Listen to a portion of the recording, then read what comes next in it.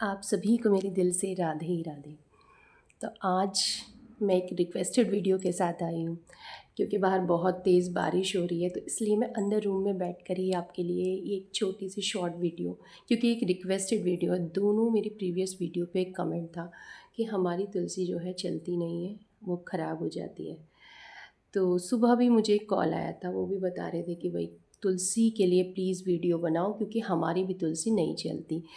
तो मैं अभी थोड़ा सा फ्री टाइम था, तो मैंने सोचा मैं आपको कुछ कॉमन मिस्टेक्स जो हम कर देते हैं जिसकी वजह से तुलसी का प्लांट हमारा ख़राब हो जाता है, तो वो मैं आपको बता रही हूँ। देखिए, फर्स्ट और यही एक मेन रीज़न होता है जिसकी वजह से हमारा तुलसी का प्लांट ख़राब हो जाता है, तो वो क्या है? वो है आपका ओवर वाटरिंग।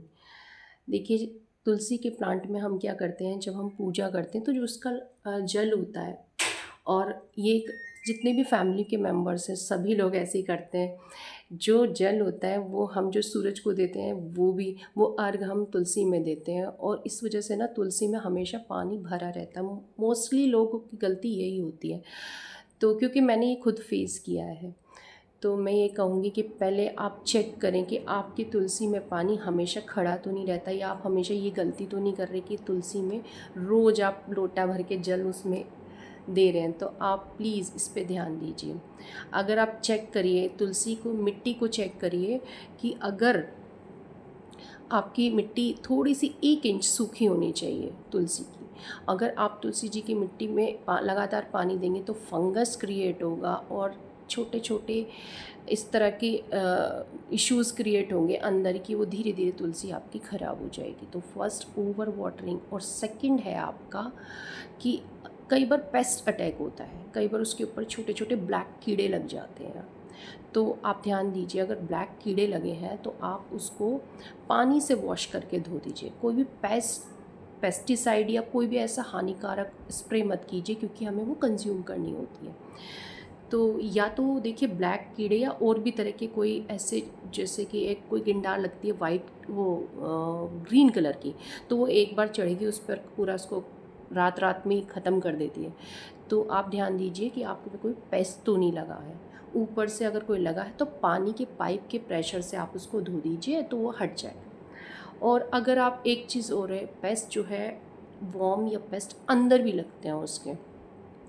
अगर आप चेक करिए, एक बार मेरे साथ खुद हुआ है कि हमारे तुलसी के प्लांट में जो हम कंपोस्ट डालते हैं, जो हम काऊ डंग गोबर का खाद डालते हैं, तो उसमें कई एक वाइट कलर की दीमक होती है जो लंबी सी, और बहुत मतलब कि वो क्या करती है, पौधों की जड़ को खाती है, और काफ़ी एक उंगली जितनी मोटी भी हो जाती है।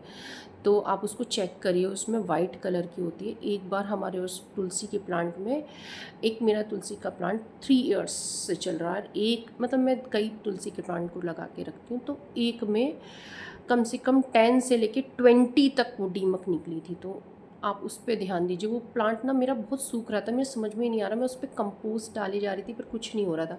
तो फिर मैंने उसकी जड़ों को खोदा, तो मुझे मिला कि भाई इसमें तो वॉर्म्स हैं। तो फिर मैंने, वॉर्म नहीं थे बल्कि वो ऐसी दीमक होती हैं और पूरा प्लांट ही ख़त्म कर देती हैं। फिर मैंने उसको पूरी मिट्टी को निकाला, और उसके एक एक वॉर्म्स को एक एक उसको चुगा, एक एक निकाला उसमें, और उसको फिर पानी में डाल के उनको, क्योंकि उनको मारना भी, और उनको अगर आप वो हैं तो आप उनको फेंकना मत कहीं पे भी। मारा मतलब मारा तो हमसे जाता नहीं उनको, बट आप उनको क्या करना, पानी में रखना, और थोड़े टाइम 2-3 घंटे बाद उनको फिर किसी ऐसी जगह फेंक देना जहाँ पे प्लांट्स ना हो। तो 2 रीज़न, एक तो पेस्ट का अटैक, और दूसरा आपका ओवर वाटरिंग। यही 2 मेन रीज़न होते हैं जिसकी वजह से हमारे तुलसी का प्लांट ख़राब होता है। अब कुछ छोटे छोटे चीज़ें और हैं जो मैं आपको बता देती हूँ जिसकी वजह से भी ख़राब होता है। कई बार आपके जो गमले का पोट का जो ड्रेनेज होता है नीचे से, उसे चेक कर लीजिए, कहीं वो ब्लॉक तो नहीं है, कहीं पानी जैसे आप डाल देते हो तो वो खड़ा तो नहीं रहता उसमें। मैंने ये कहा है कि ओवर वाटरिंग मत कीजिए, पर इसका मतलब ये नहीं कि आप तुलसी में बिल्कुल पानी नहीं डालोगे। उनके पत्तों को ऐसे झुकने मत दीजिए, पर मिट्टी को थोड़ा चेक करके दीजिए। गीली है तो बिल्कुल पानी मत दीजिए, चाहे आपको कई दिन हो जाए, 2-3 दिन 4 दिन, पर पानी मत दीजिए, ठीक है? तो आप उसका ड्रेनेज चेक कर लीजिए। और इसके बाद जो नेक्स्ट मिस्टेक होती है वो होती है न्यूट्रिएंट्स की कमी। कई बार क्या करते हैं हम, प्लांट तो लगा लेते हैं पर उसमें कंपोस्ट नहीं देते। मतलब कि देखिए, ये एक ऐसा प्लांट होता है तुलसी का जिसको कि नाइट्रोजन चाहिए, क्योंकि इसके जो पत्ते होते हैं वो हम कंज्यूम करते हैं। तो नाइट्रोजन रिच हमें कंपोस्ट देनी। कंपोस्ट कई प्रकार की होती हैं, बट इसके लिए दो प्रकार की बहुत अच्छी होती है। एक तो काऊ डंग और एक आपकी वर्मी कंपोस्ट है। जो लोग नए हैं उनको मैं कहूँगी कि आप वर्मी कंपोस्ट का यूज़ कीजिए, क्योंकि काऊ डंग में कई बार मैंने देखा है, कई बार वो छोटे वर्म्स होते हैं जिसकी वजह से वो प्लांट ख़राब हो जाता है। इसके बाद मैं देखती हूँ कि और क्या रीज़न होते हैं। तो कई बार हमारे जो रिचुअल्स होते हैं, कई बार हम जो तुलसी जी का विवाह होता है, या फिर कई बार हम अपने किसी रीज़न से उनको चुन्नी पहनाते हैं। ठीक है, जो चुन्नी पहनाते हैं तो प्लीज़ आप ये ध्यान रखिए, जो चुन्नी हो वो बहुत कम वेट की हो, ट्रांसपेरेंट हो, और मतलब कि उनसे क्या हो, उनको नुकसान ना हो। कई बार मैंने खुद देखा है पर्सनली, लोग इस तरह की चुन्नियाँ पहना देते हैं और एक बार चुन्नी को पहना के फिर पीछे मुड़ के नहीं देखते कि उस प्लांट का क्या हुआ।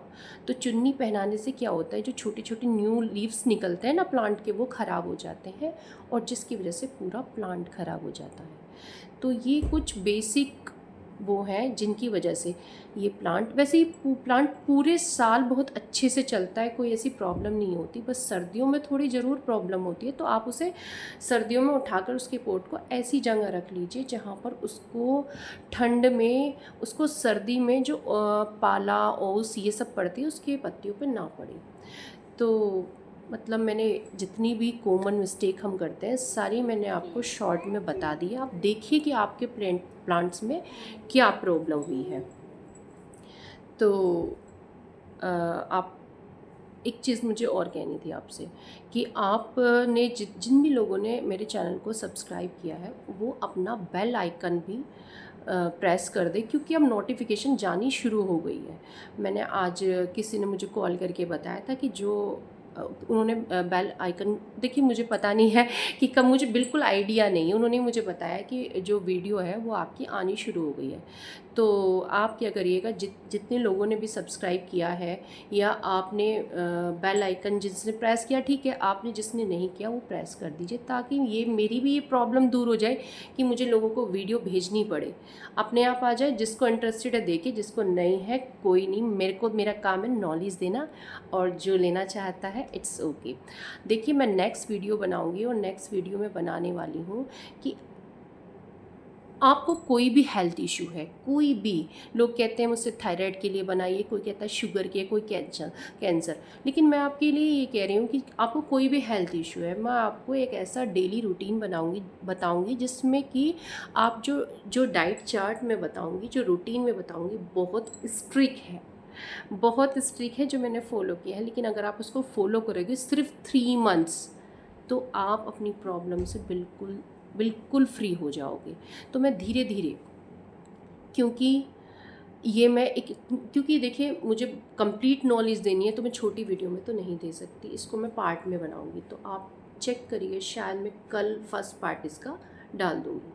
तो आप इसको लाइक करिए, शेयर कीजिए और सब्सक्राइब कीजिए जिसने नहीं किया, जो वीडियो देखते हैं और बस चले जाते हैं।